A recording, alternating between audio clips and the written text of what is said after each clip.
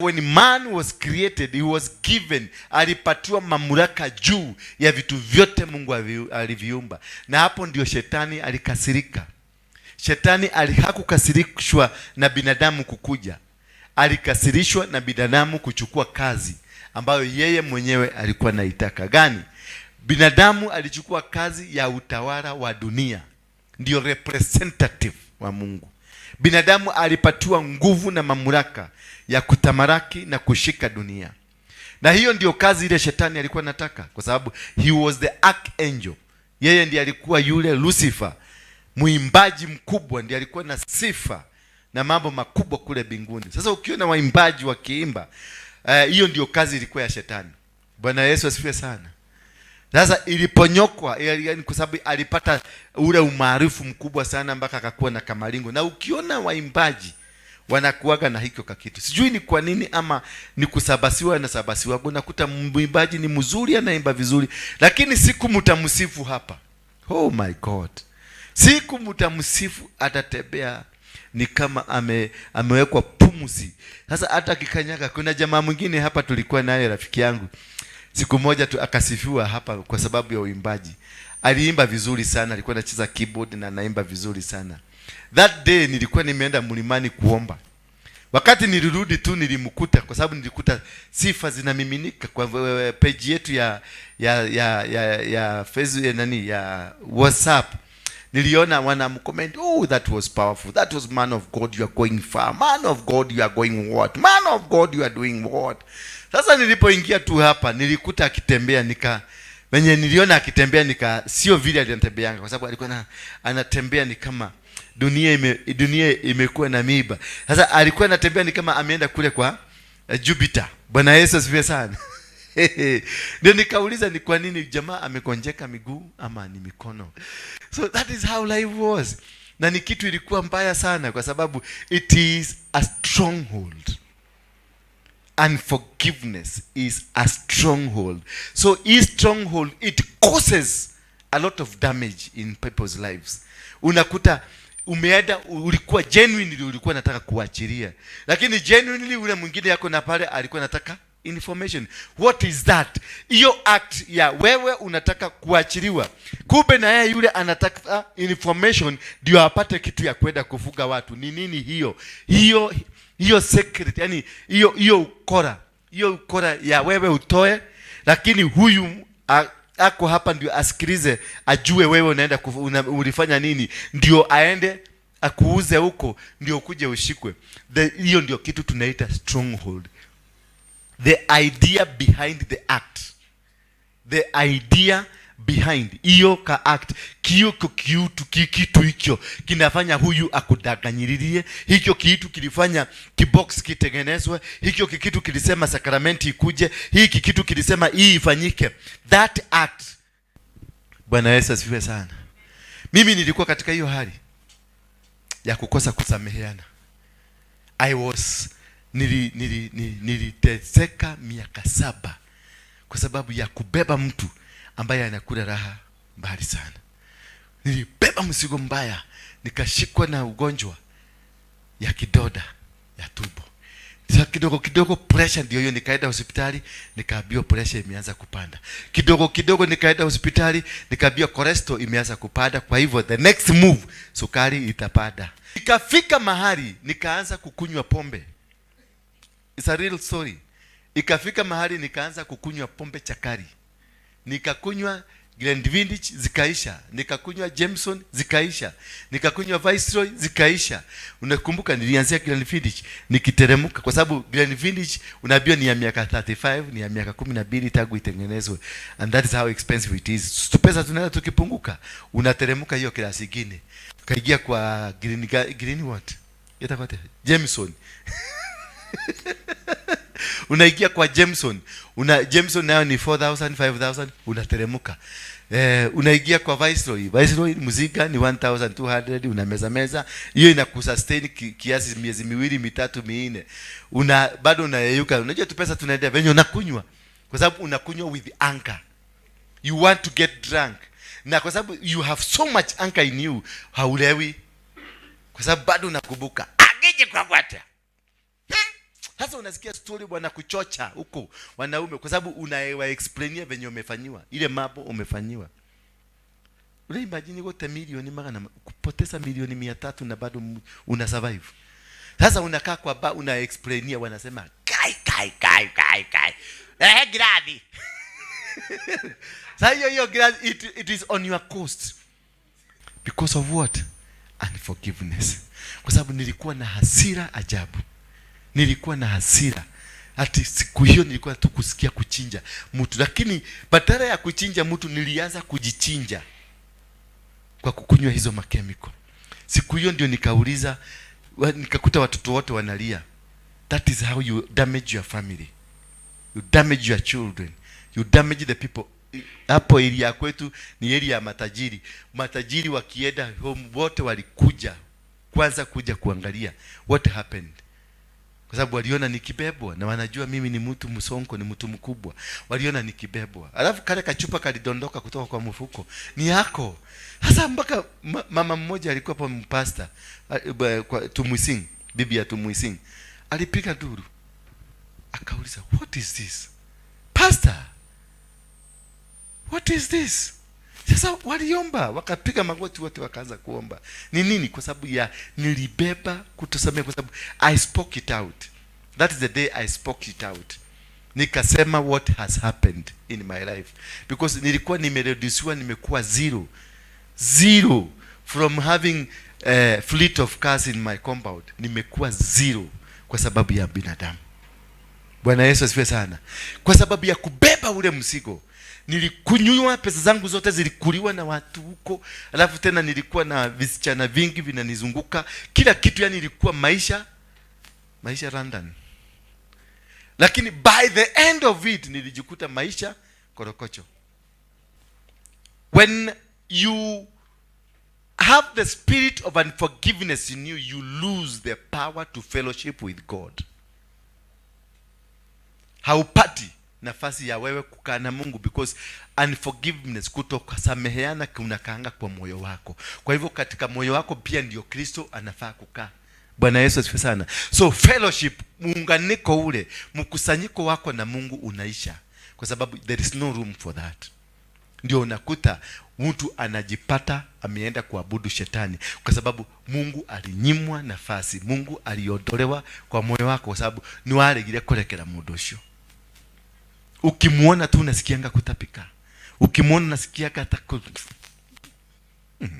na ni anti yako. Na sasa hiyo anti amekuja, amebeba kiodo, ametoka na kumati, amebeba mizigo na analeta watoto. Siadikiria.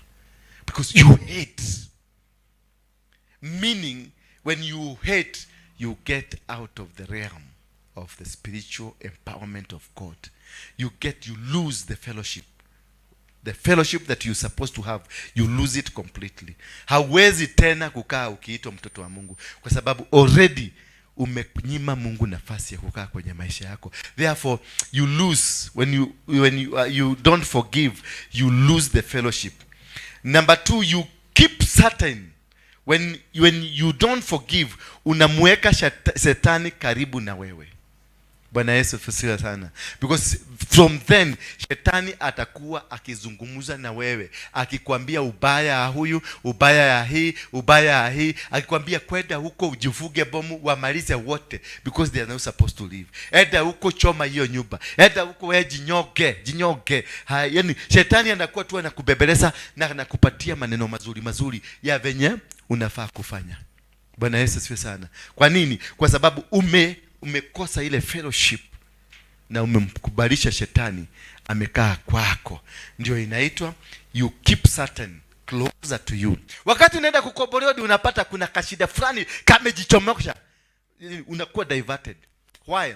Because it is a stronghold. Unforgiveness is a stronghold. Na imewekwa hapo purposely to destroy your life.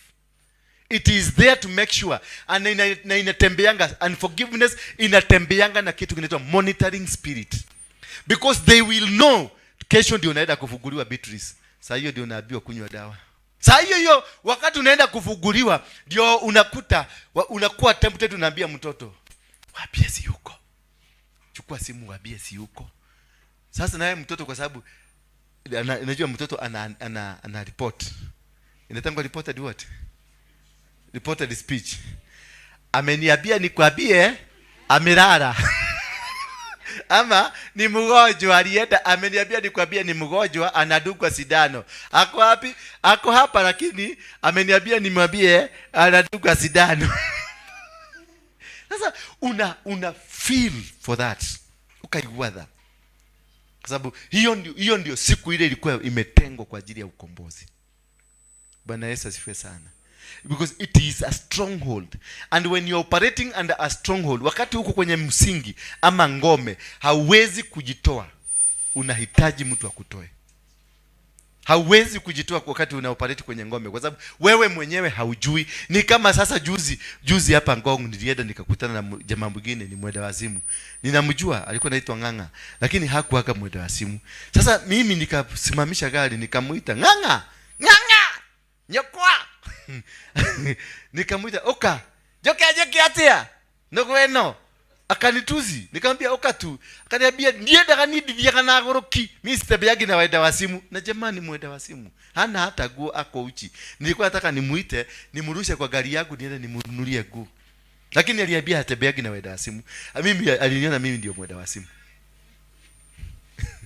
Watu walinichekelea. Kwa sababu alinitusi akaniambia kumarira waji yako jovagi kutoka ile siku ulianza kuvuta bagi ndio ulichiku ulikuwa mwenda wasimu. Sasa hata watu walikuwa ama mimi nilifunga kio yangu nikachomoka nikaenda, lakini nilienda nikilia kwa moyo wangu ndamutigata nimemwacha aje, kwa sababu niko na uwezo wa kumsaidia, niko na uwezo wa kufanya abadilike, lakini nilitoroka. Kwa nini? Kwa sababu yeye mwenyewe aliniita mwenda wazimu na akaniambia nitakurusha na mawe. Akachukua mawe, alikuwa anataka kurushia gari yangu kwa sababu hatebeagi na wenda wazimu. What do I mean here? Wewe ambao uko na spirit and forgiveness, wewe ni mwenda wazimu na haujuagi wewe ni mwenda wazimu, kwa sababu wewe ni mwenda wazimu unaonaga wengine ndio wenda wazimu. Ulikuwa monyoroku, yani wale monyoroku ta baba. Lakini siku akitoka, akimaliza mission yake, because amekuweka ndani ya box ile walikuwa nataka. Kwa hivyo it is the unforgiveness inakuanga na kitu kinaitwa monitoring spirits. Zina kumonitor kutoka utotoni wako, wanapanga for 30 years venye watakuja kukukamata. Wanakukamatia shule unakataa, wanakukamatia mahali kwingine unakataa, wanakukamatia hospitali unakataa, wanakukamatia hapa unakataa. By ukienda marriage wanakuletea kimutu. Sasa unaonaga husband material ama mama wife material. Mama mzuri akiongea unasikia anakuita darling, baby, what not, what datia, umeshindaje darling? Hapa kuna ka porridge, unakio ka porridge, kaka kidogo na kio ka kitu kingine mzuri haraka, kaka kidogo mpaka unaingia box. Wakati utaingia box ndio unaona sasa nyoka halisi inatoa kichwa, inakaa hivi. Inakuuliza, wewe uko na akili? Niangalie. Mimi ni mwanamke wa kutembea na kasia kama wewe. Hebu jiangalie, hata kuoga haujui kuoga. Mimi ndio nimekuosha. Hii kazi yote nafikiria. Sasa kumbe washamaliza kazi, sasa anatafuta exit. Na kuenda, wanakujaga vizuri politely, lakini wakati wa kuenda they go noisily. Wanaendaga wakimake noise. Kwa sababu wanawika, wamefaulu, wanaimba ile bago ya Gor Mahia kama wameshinda. Malo God. Wanasema wazinene ginika wasi ginikanyo. Wasi inasema ngwazi. Wani mjaruo. Wanasema wasi ginika. Wasekao ni kusemaje? Ushachukua wasekao. Now I'm talking all this because I'm preparing your mind, because you must forgive. We must forgive today, me included. Hallelujah. Bwana Yesu asifiwe sana. How do you forgive? You decide. So there must be a decision for you to forgive. You must sit down, uikale, upange chini, ujiulize, mimi leo lazima nisameheane. Kwa nini? Kwa sababu nataka kusamehewa na Mungu akiwa mbinguni. So you must decide, and today you must decide and say, I want to forgive. So you depend fully, si binadamu, you depend, utegemee Roho wa Mungu akusaidie kutoka, akusaidie kuforgive, akusaidie kujinasua kwenye tatizo hilo, because it is suicidal, it is hateful, it is dangerous, it is torturing. You must be able to obey. Being obedient is to follow the rules of forgiveness. Hallelujah. Kama ulisameheana, unasameheana kabisa kabisa, na hautakuwa ukirudi hata ukimwona tena unaanza kutapika.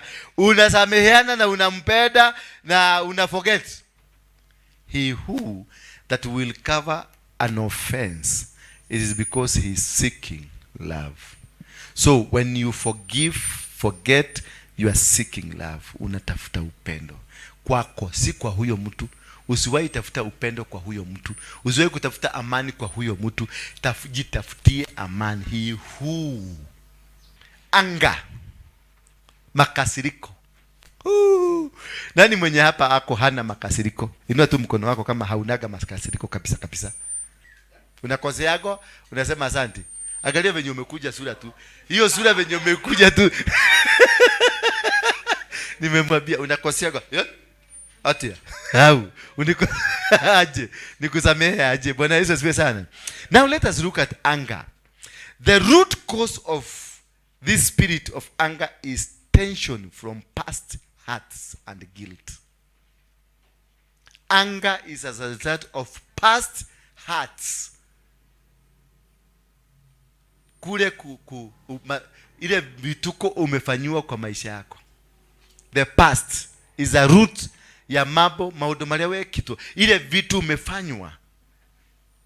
The heart, ile umeumizwa. Kwa sababu kana zanga kamoja, kana jiweka. Kana kuja kengine, kana jiweka. Kana kuja kengine, kana jiweka. Na watu wengi wako na spirit ya anger, wako na kitu kinaitwa H. pylori na ulcers.